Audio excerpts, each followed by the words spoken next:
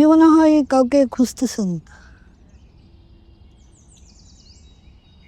অনেকে আসার কথা বলে কিন্তু আসে না।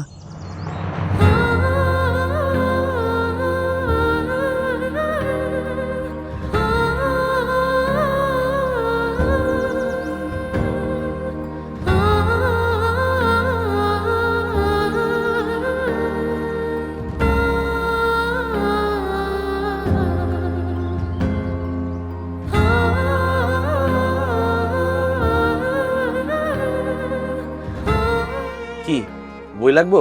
নতুন অনেকগুলো বই আছে, দিমু? না, লাগবে না। মামা, শুভ্র আসে?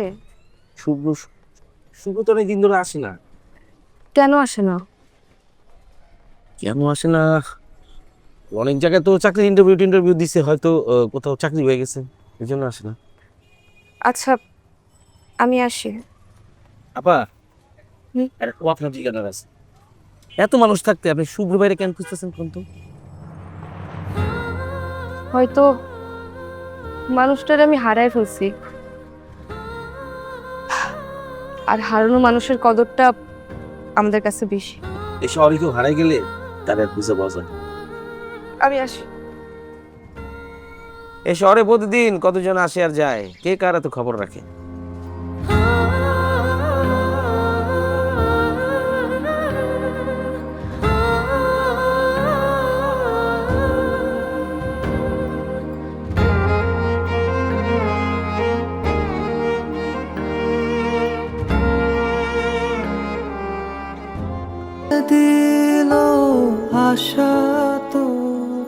যে মানুষ নিজ থেকে হারিয়ে যায় তাকে চাইলেও হয়তো খুঁজে পাওয়া যায় না। গল্পের শুভ্র জীবনের কঠিন বাস্তবতা যাকে উদাসীন করে দিয়েছে।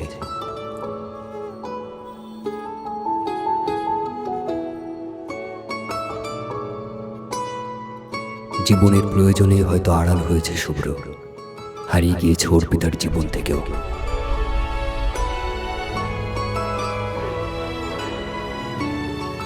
হয়তো কোনো বৃষ্টিস্নাত সন্ধ্যায় নীল রেইনকোট পরে অর্পিতার সামনে এসে চমকে দেবে শুভ্র।